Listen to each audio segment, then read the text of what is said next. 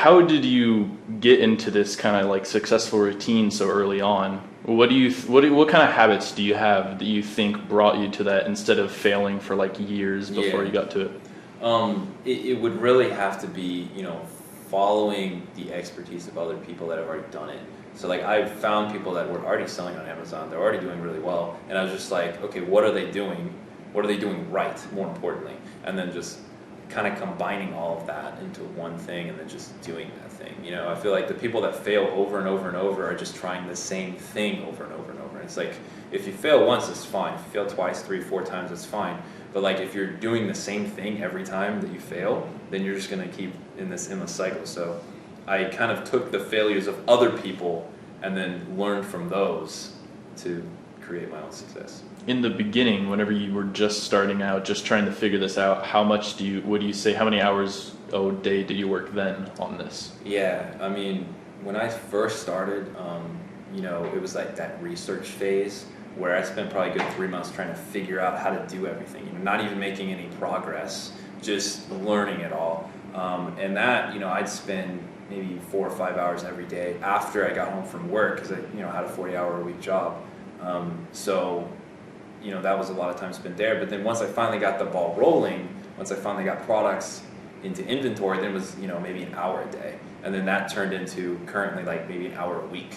So I don't spend a lot of time, at least on Amazon. I've got other income streams and stuff that I work on, but with Amazon, it's hands off. Starting the business, how did you start? Did you get any loans? How much money did you start with?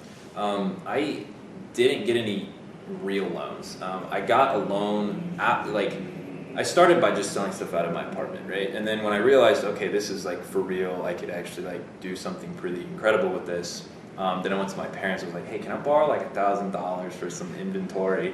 And my parents were like super generous, and they agreed to lend me the money. And so that was like last year. And so I bought as much inventory as I could. And then Q4 came, and I was selling a ton of stuff and just restocking, and just snowballed out of control to like what it is today. But like I just, and I paid my parents back like a month later. So like it wasn't honestly even a necessary loan. I probably could have done it without it, but it helped a lot. But you don't really need a loan.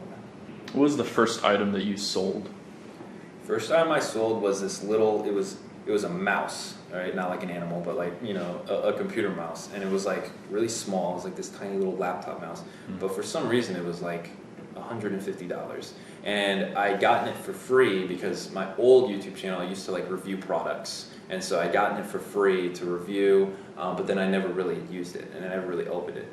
So I listed it on Amazon and it sold within like a week for like $100 and something, right? And so like I immediately got like $100 profit because I didn't pay anything for it. So I was just like, wow, that's really cool. I guess I'll just start listing all this other stuff I don't use in my apartment. In terms of research, how long do you usually research a private label? How many hours do you think you put into it before you start calling for shipments? Right. It depends. If I'm pulling a product, like if I'm doing research like on Jungle Scout or whatever, then you can spend 10, 20 hours on that program just looking for products.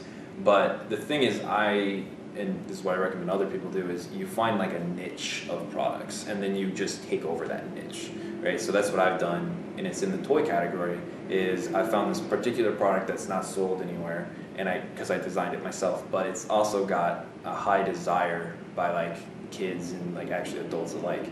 So now I'm just expanding that line. So anytime I want to add a new private label product, I just say, okay, what makes sense to go with this product, and then I just sell that as an add-on.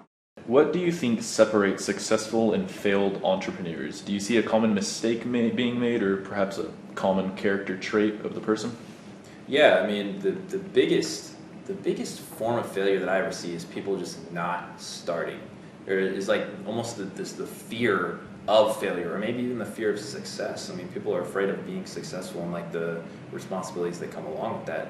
But like the biggest trait that I see that determines someone's success is actually just starting something. Like it doesn't have to be profitable, it doesn't have to be world changing, it doesn't have to be the next big thing. It's just like you're doing something that will, if you keep at it, eventually roll into something a lot bigger.